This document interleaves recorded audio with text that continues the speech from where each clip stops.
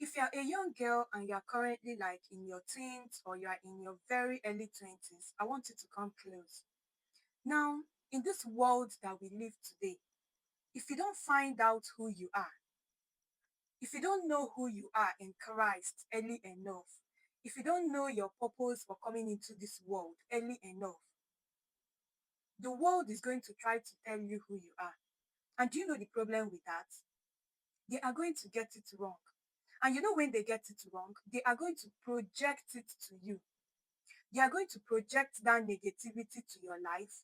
And do you know where this is going to damage your life? Because you're going to assume that that is who you are, and then you start acting on it. Someone wakes up and they say that, oh, you are so good in this, you are that, and you believe it. People are always very quick to assume that you are this when you are not that.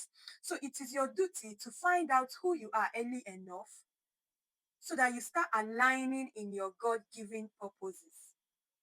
You know, sometimes when I see people, maybe a friend of yours is doing something significant, and maybe you start to feel jealous or envy, that thing alone shows that you don't know who you are.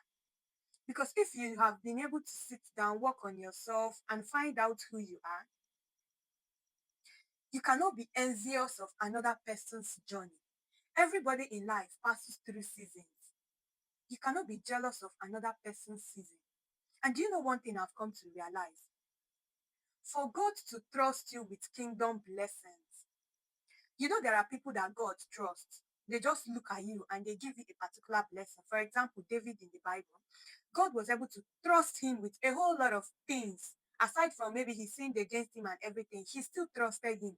Now, for God to trust you, give you the kind of success that you want, the kind of blessing that you want, you must be able to be the kind of person that is worthy of carrying all those things.